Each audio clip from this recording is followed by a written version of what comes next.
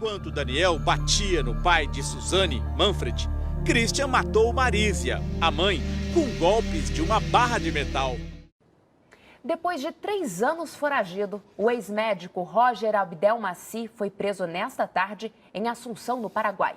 Abdelmaci foi condenado pelo estupro de dezenas de pacientes. Eu fui violentada não só fisicamente, né? A gente é violentada emocionalmente, toda mulher que é estuprada é. Mas, no nosso caso... Você já imaginou um presídio onde ex-estrelas do futebol... Não aconteceu nada além disso. Nada além disso. Médicos... Sempre digo o seguinte, evidentemente com a vontade de Deus e baseado em 2 grandes pilares, todo casal sem filho vai ter seu filho. Milionários e filhos de famílias ricas dividem o mesmo corredor da morte social? Um lugar onde o luxo deu lugar ao uniforme bege, onde o aplauso virou silêncio. Foi embaixo de muita chuva que o ex-jogador Robinho chegou à penitenciária, onde vai cumprir a pena por estupro coletivo. E onde o passado de glória só pesa ainda mais nos ombros. A polícia de São Paulo desvendou o assassinato do casal von Richthofen. A filha deles, Suzane, disse que planejou o crime por amor ao namorado. O presídio de Tremembé, no interior de São Paulo, ficou conhecido como a prisão dos famosos. Do país. Suzane von Richthofen está lá, cumpre pena por matar os próprios pais. O casal Nardoni, Alexandre e Ana Carolina. Mas por trás dos muros altos e das câmeras de segurança estão histórias que chocam, revoltam e nos fazem perguntar: como essas pessoas chegaram ao fundo do poço? Prepare-se! Hoje você vai conhecer 12 presos famosos que estão ou passaram por Tremembé e as histórias que eles preferiam que o mundo esquecesse. Mas aqui, a verdade vem à tona. Fica comigo até o final, porque o último nome da lista vai te deixar sem chão. Robinho.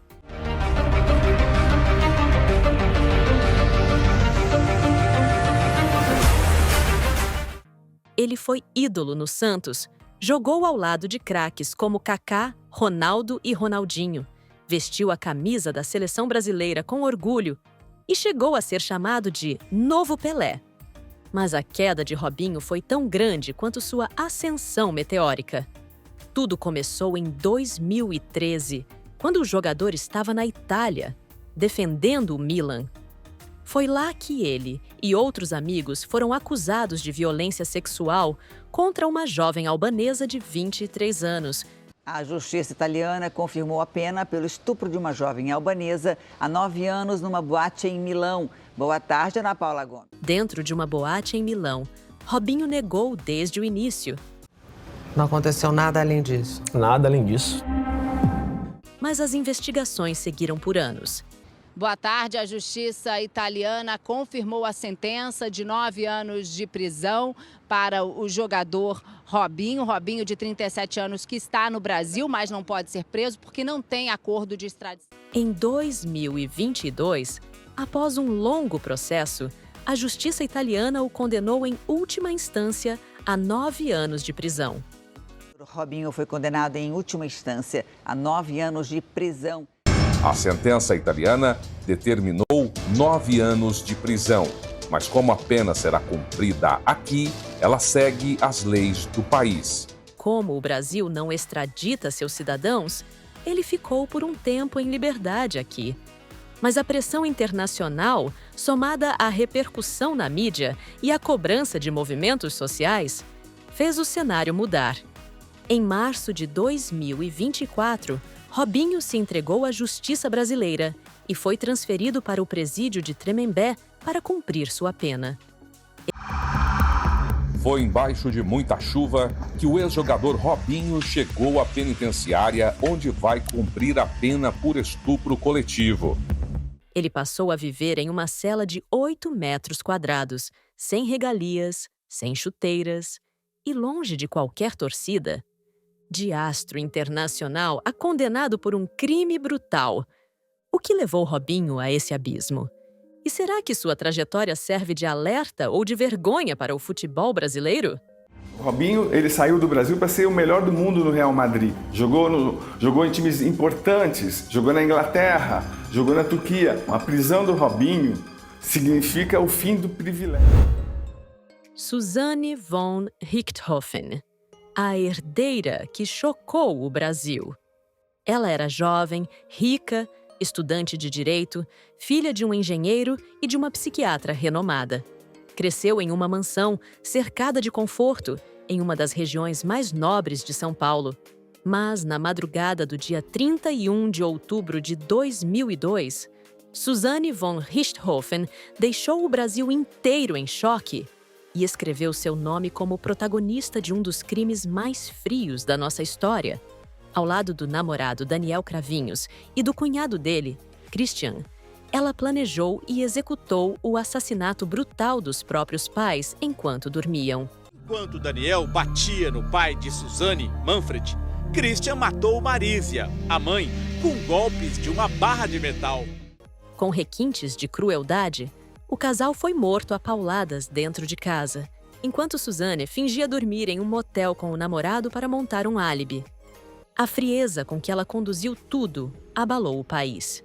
E quando, dias depois, a verdade veio à tona, o nome Richthofen virou sinônimo de traição, manipulação e horror. Suzanne foi condenada a 39 anos de prisão. A polícia de São Paulo desvendou o assassinato do casal von Richthofen. A filha deles, Suzanne, disse que planejou o crime por amor ao namorado. E durante boa parte da pena, esteve no presídio de Tremembé, o mesmo onde estavam outras mulheres condenadas por crimes violentos. Mas Suzanne nunca deixou de atrair os holofotes. Mesmo atrás das grades, virou tema de livros, filmes e séries. Ela chegou a cursar faculdade dentro do presídio, teve relacionamentos, pediu progressão de pena e, em 2023, conseguiu a liberdade condicional. Hoje, vive em liberdade, mas cercada de olhares de desconfiança. Nossa equipe registrou a nova rotina de Suzanne. E ela começa cedo. Às 8 da manhã, Suzanne acompanha o marido ao trabalho. Alguns dizem que ela reconstruiu a vida. Outros, que ela jamais será perdoada. Mas a grande pergunta que não quer calar é: alguém como Suzanne realmente pode mudar? Roger Abdelmaci, o médico dos famosos que escondeu um monstro. E eu acordei dessa sedação com o médico, com o Roger, que é o dono da clínica, praticamente deitado em cima de mim e passando a mão no meu corpo. Nos anos 2000, ele era uma estrela da medicina brasileira. Sempre digo o seguinte, evidentemente com a vontade de Deus e baseado em dois grandes pilares, todo casal sem filho vai ter seu filho. Baseado no diagnóstico e na objetividade do médico em ajudar aquele casal em resolver o seu problema. Roger Abdelmaci, especialista em reprodução humana, era o queridinho de famosos, políticos e socialites. Seu consultório, luxuoso, recebia casais desesperados por filhos. Deus me ajudou e eu fui instrumento dele para conseguir chegar nessa posição que conseguimos fazer tantas famílias felizes. E sua imagem era a de um médico brilhante, com quase aura de santo. Roger Abdelmaci abriu uma super clínica em São Paulo, na Avenida Brasil, um dos locais mais caros da cidade. E assim, ele foi se tornando uma das referências da fertilização in vitro no Brasil. Mas bastou uma denúncia para desmoronar o castelo. No início de 2009, mais de 60 mulheres, muitas delas pacientes, começaram a relatar abuso sexual dentro da clínica. Quando eu acordei, o Roger estava do meu lado. E eu tive a sensação que ele estava mexendo no meu corpo, nos meus seios, passando a mão em mim.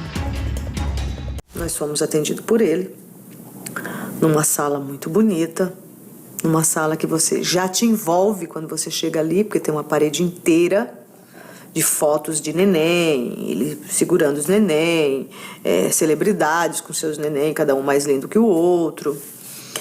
E ele ali te envolve muito, inicia a consulta com uma conversa muito descontraída. Então, nessa conversa descontraída, que naquele momento você não imagina, ele descobre tudo da sua vida.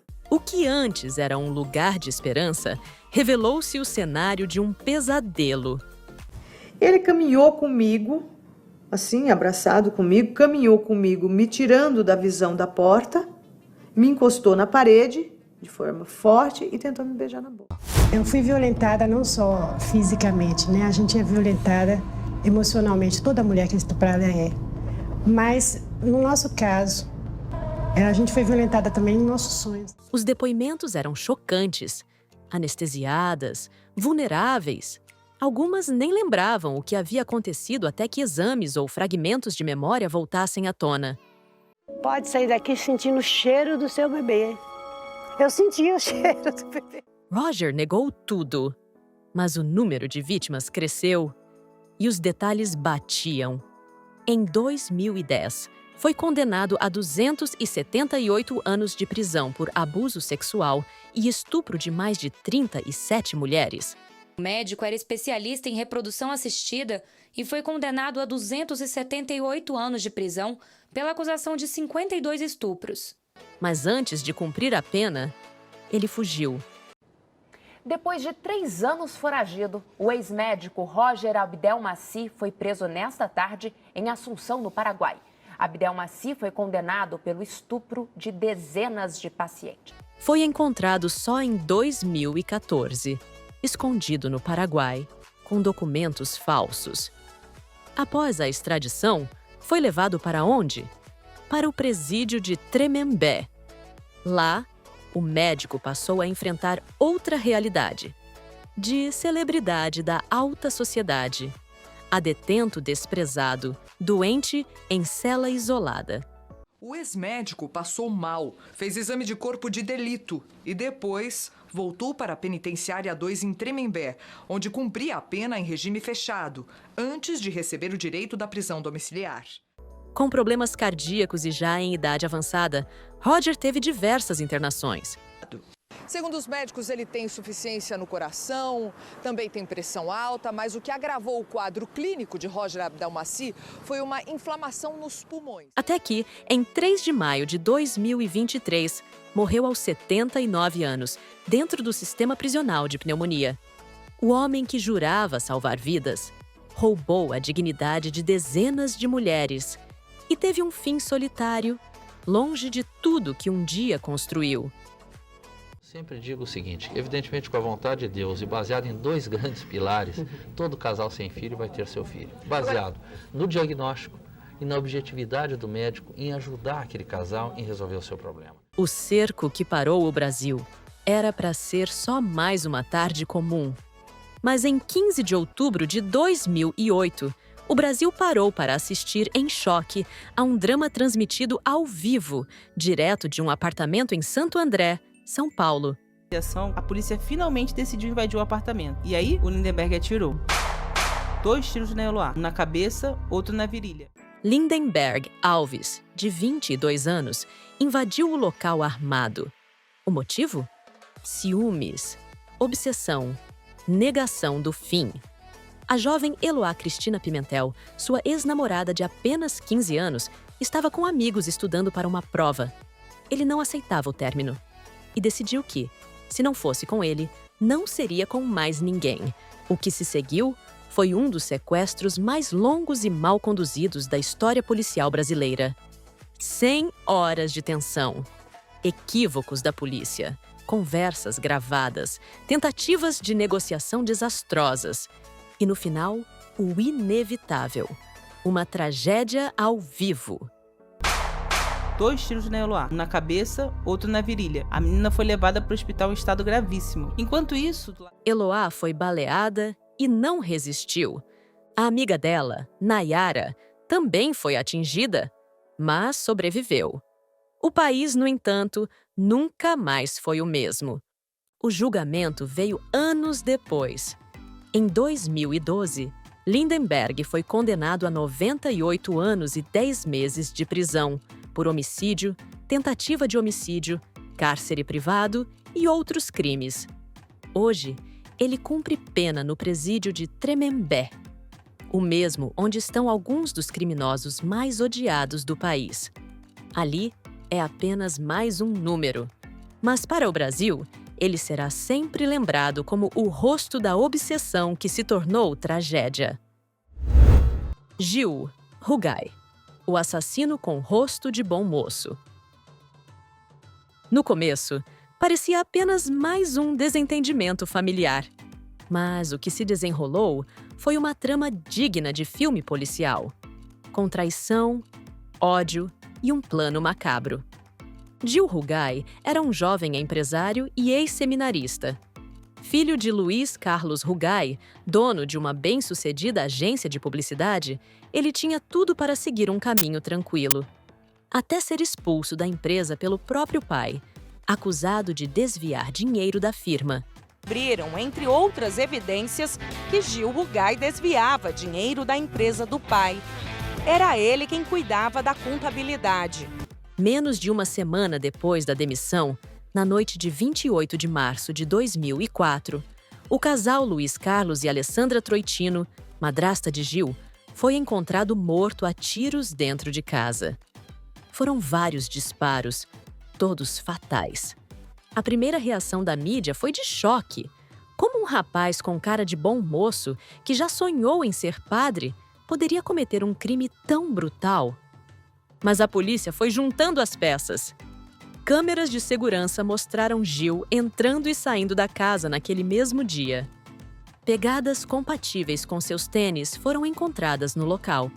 Um laudo do Instituto de Criminalística concluiu ainda que a pegada achada na porta do imóvel que foi arrombada no dia do crime era compatível com a do ex-seminarista. E para piorar, o jovem mentiu no interrogatório, tentando construir um álibi que não se sustentava. Ele negou e nega até hoje ser o responsável pelas mortes. Preso preventivamente, Rugai passou a maior parte do tempo no presídio de Tremembé, onde conviveu com outros criminosos de alta periculosidade. Foram quase 10 anos até o julgamento, que só ocorreu em 2013. O jovem que matou o próprio pai e a madrasta. Gil Rugai foi condenado a 33 anos de prisão. Ao fim do processo, veio a condenação. 33 anos e 9 meses de prisão. Mas, diferente de Suzane, Gil sempre negou a autoria do crime. Até hoje, diz que foi vítima de uma armação. Apesar da condenação, ele recorreu inúmeras vezes e conseguiu progressão de pena. Hoje, já está em regime semiaberto. Mas a pergunta que não cala é: e se ele estiver dizendo a verdade? Ou pior, se realmente foi ele? O que se passa na mente de alguém que mata os próprios pais e segue a vida como se nada tivesse acontecido? Essas histórias mostram que, por trás das grades de Tremembé, não estão apenas criminosos comuns, mas também pessoas que um dia tiveram fama, prestígio ou uma vida aparentemente normal. Algumas caíram por ganância, outras por ódio, e há quem ainda jure inocência. Mas todas essas trajetórias têm algo em comum. A queda foi tão grande quanto o poder que já tiveram um dia. Agora eu quero saber de você. Qual desses casos mais te impressionou?